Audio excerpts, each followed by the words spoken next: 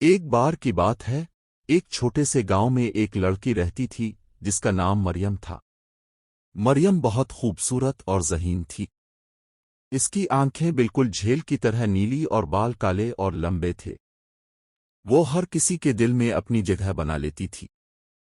مریم کا سب سے بہترین دوست ایک چھوٹا سا پرندہ تھا جس کا نام چاندنی تھا۔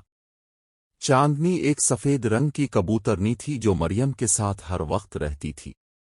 مریم اور چاندنی گاؤں کے ہر کونے میں ساتھ ساتھ گھومتی تھیں۔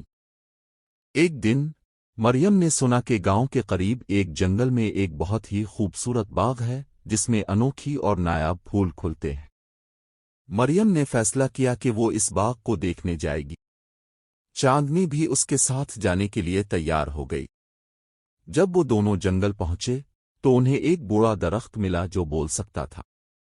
درخت نے کہا، اگر تمہیں اس باغ تک پہنچنا ہے تو تمہیں 3 آزمائشوں سے گزرنا ہوگا۔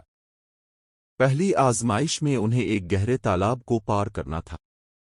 مریم نے اپنی عقل کا استعمال کرتے ہوئے درخت کی شاخوں کو ایک پل کی طرح استعمال کیا اور چاندنی کے ساتھ پار کر گئی۔ دوسری آزمائش میں انہیں ایک خوفناک اژدھے سے بچنا تھا۔ مریم نے اپنے ہمت کا مظاہرہ کیا اور چاندنی کے پروں کا استعمال کرتے ہوئے اژدھے کو دھوکا دیا۔ تیسری اور آخری آزمائش میں انہیں ایک بھاری پتھر کو اٹھانا تھا۔ مریم نے چاندنی کی مدد سے پتھر کو اٹھا کر ایک کنارے پر رکھ دیا۔ ان آزمائشوں کے بعد وہ دونوں آخرکار خوبصورت باغ میں پہنچ گئے۔ باغ میں رنگ برنگے پھول کھل رہے تھے اور خوشبو سے سارا ماحول معطر تھا۔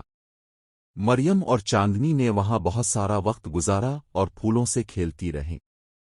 آخر میں مریم اور چاندنی واپس گاؤں آئیں اور سب کو اپنے تجربے کے بارے میں بتایا۔ اس کے بعد سے مریم اور چاندنی کے درمیان دوستی اور بھی مضبوط ہو گئی اور وہ ہمیشہ ساتھ رہنے لگے۔